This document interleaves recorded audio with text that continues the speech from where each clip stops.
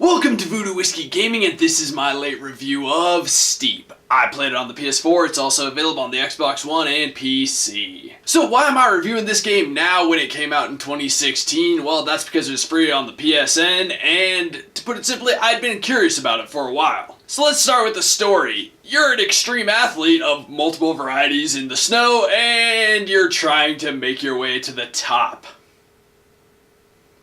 Yeah, that's it. That's really it. There are some little things called mountain stories that you can go and experience, and they're not really a story per se. They're at best little vignettes, and even then they honestly just come off as really pretentious and douchey. Not all of them, but some of them try very hard to be super artsy, and it just seems really douchey. As for the audio, I enjoy the sound effects of this game when you're riding and going down the mountain, the wind, the weather, just in general, like I said, the sound effects. As for the voiceover work, when it's there, it's okay. It's not great. Some of it tries to be overly wacky and funny, and some of it just is a little too serious, but none of it is exceedingly well delivered. As for the music in this game, it is utterly forgettable. The soundtrack is generally a little too muted. You have to go in and crank it up if you actually want to hear it, and even then, I kind of forget that it's there. As for the gameplay, there's a variety of sports. You can ski, you can snowboard, you can sled, you can paraglide, you can use a wingsuit, you can use a rocket wingsuit. You get the idea. But then, even with those, there's a variety of different things to do.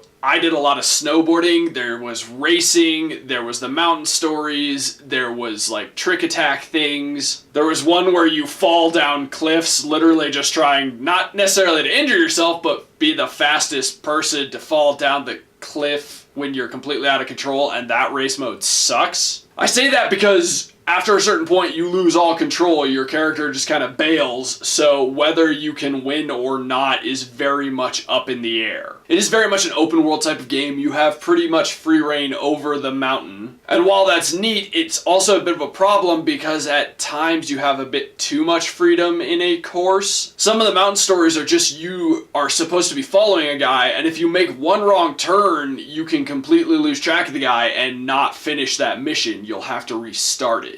Speaking of restarting a mission, you cannot pause. That's because this is an online game, so you can't pause in the middle of a mission. If you do, you will accidentally restart it, like I did numerous times. Honestly, the game just feels super grindy. I mean, I've played other snowboarding games before and skateboarding games before, and level by level, trying to get better, learning, just doing different missions have felt better than this. This, you learn it and you basically know what you need to do, and then everything else is just grinding your way to the top. In reality, nothing ever felt like it was really driving me to that point. It felt like a giant grinding game, which is very weird for an extreme sports game, in my opinion. I also need to say the trick system for when you're snowboarding, skiing, or any of that feels very limited and very poorly explained. I had to do a mission where I had to score blue points, white points, and orange points, and they never at any point in time prior to that mission explained the difference between the colored points. But not only that, when you're doing flips and grabs, etc., it feels pretty shallow, honestly. As for the controls work pretty well for the most part. I do think they were very poorly explained in the tutorial, but even past that, there were times where I got stuck in weird ways and I couldn't maneuver out of it, and it got really frustrating at times because I was trying to avoid that obstacle and I would restart the mission and hit that same problem repeatedly. And it got to the point where it didn't feel like it was my fault, and it felt like the control should have allowed me to get out of how I was stuck. It got very frustrating. The camera and steering don't always cooperate well. It gets frustrating at times, honestly. While the controls work for the most part, they could be much better than they are, and I'm playing this game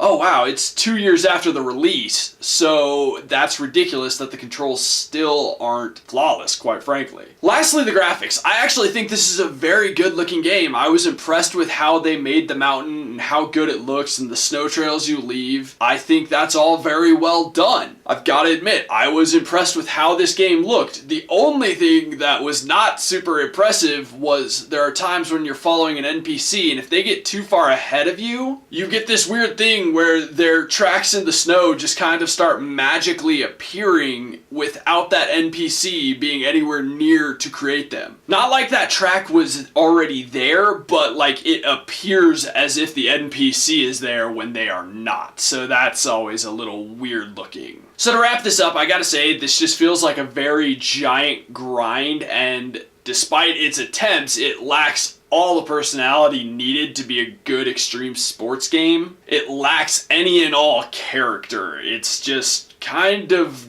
dull overall. The game is perfectly fine if you just want to throw on some music and mindlessly play a video game. If you don't feel the need to put in too much effort into what you're doing, this game works very well for that. I got it free on the PSN. It is free as of filming this video and will be free until the end of the month, I believe. And quite frankly, that's the only price it should be. So if you need a game where you can more or less just shut off your brain, this is a good game for that. If you want something more than that, go look somewhere else. I recommend getting it for free, but for any other price, I could never recommend this game. Okay, so in the comments below, why don't you tell me what your favorite snowboarding game is? And as always, thanks for watching. If you enjoyed the video, please hit that like button. And if you like what I'm doing in general, share, subscribe.